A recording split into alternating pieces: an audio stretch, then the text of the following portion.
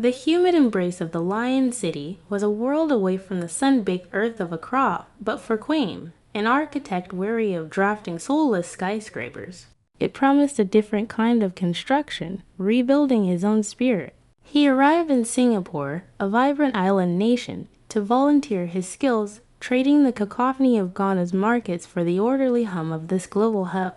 Quaim, in his early 30s, carried the weight of unfulfilled ambition and a quiet yearning for something more than blueprints and boardrooms. He sought purpose, a connection that transcended concrete and steel. His volunteer placement was at a bustling community center in a historic Singaporean heartland, a place teeming with life, a kaleidoscope of cultures.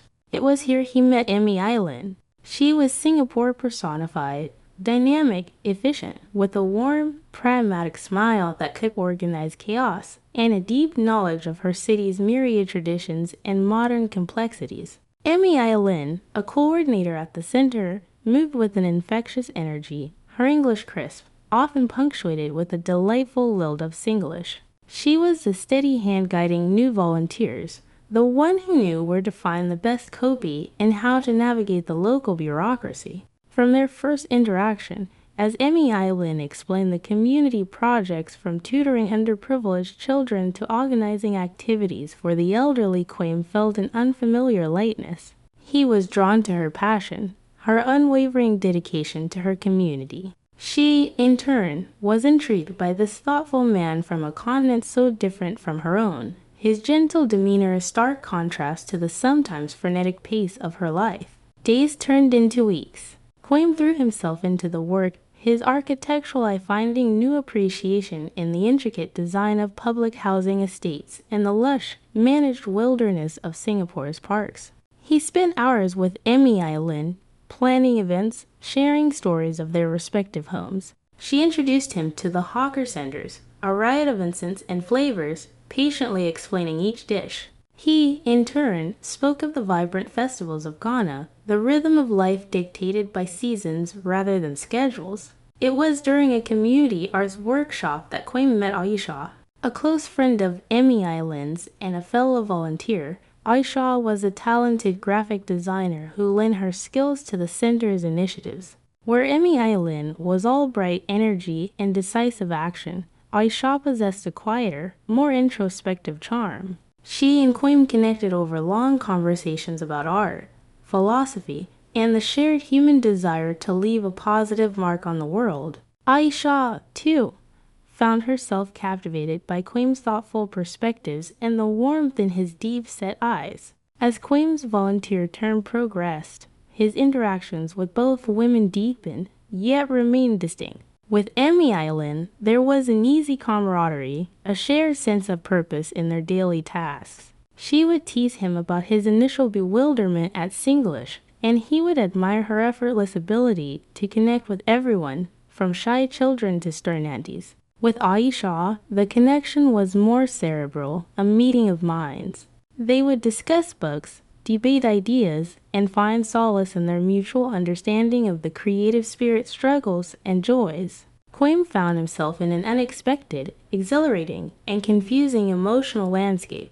He admired Emmy Island's strength and vibrancy, the way she embodied the spirit of her nation. Yet, he was equally drawn to Aisha's gentle wisdom and the profound empathy in her gaze. He felt a unique, powerful connection to each of them, a feeling he'd never known, certainly not for two women simultaneously. The turning point came during the Mid-Autumn Festival. The community center hosted a celebration, lanterns glowing softly in the tropical twilight.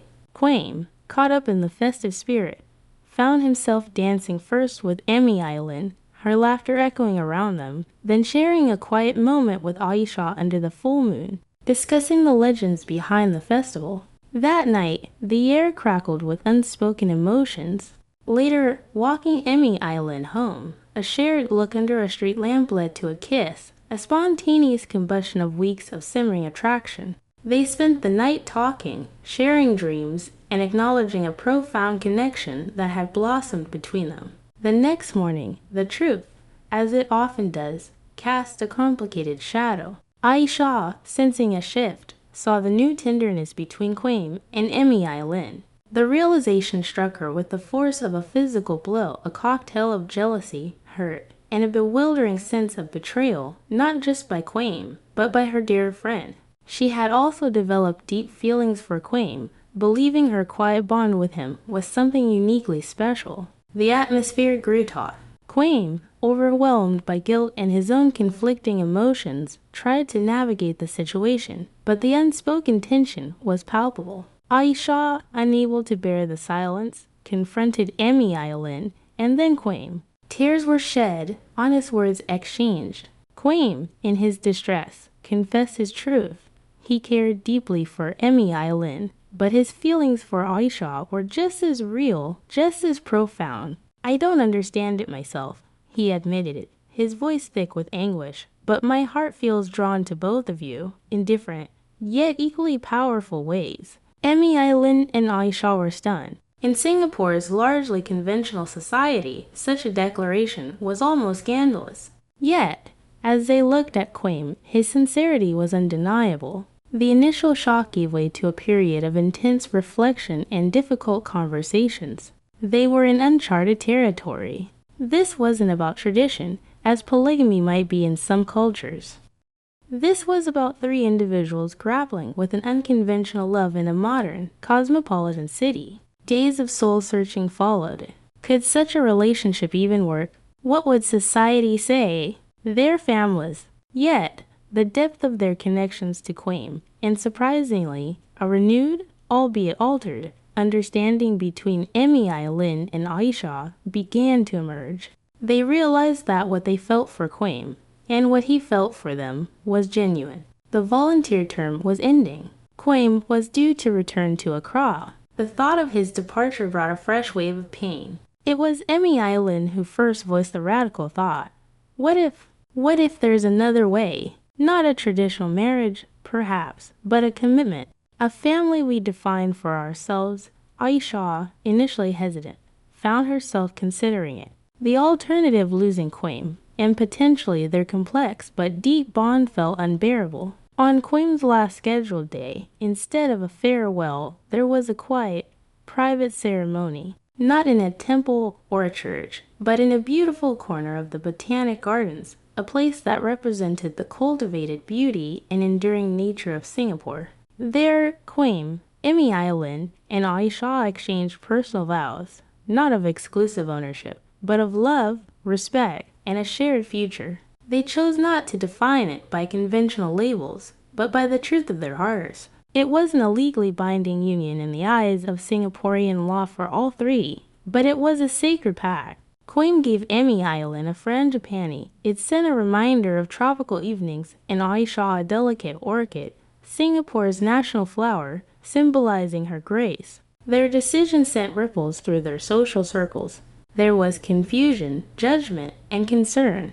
Quaim's family in Ghana struggled to understand. Emi Aylin and Aisha's parents were initially aghast, but the trio stood firm, their bond a testament to their unconventional choice. Quaim decided to stay in Singapore, finding a way to extend his visa and eventually seeking more permanent residency. He poured his architectural talents into community projects, designing innovative, people-centric spaces. Emi Aylin continued her vital work at the center, her organizational skills now amplified by a deeper sense of personal fulfillment. Aisha used her design expertise to create impactful campaigns for social causes they all believed in. Their life was not without its challenges. Navigating the complexities of a three-person relationship required constant communication, immense patience, and a willingness to redefine norms. There were moments of insecurity, flashes of societal judgment. Yet, they also found an extraordinary depth of support in each other, a unique synergy. The emptiness Quaim had felt in Accra, the professional burnout Emi Aylin and Aisha had sometimes battled in their demanding careers, began to fill with a shared purpose and a love that, while unconventional, was profoundly real. Their story became a quiet legend in their small circle, a testament to the idea that love doesn't always fit into neat boxes. They weren't a scandal, but a quiet revolution of the heart. In the bustling, structured city-state of Singapore, Quaim, Emmy Island and Aisha had found their own extraordinary rhythm, a harmonious chord composed of three distinct, yet beautifully blended, notes. Their journey was a vivid illustration that sometimes the most unexpected paths lead to the most profound discoveries about love, life, and the courage to forge one's own definition of happiness. Even under the watchful eyes of a society built on tradition, in the dazzling light of the equatorial sun,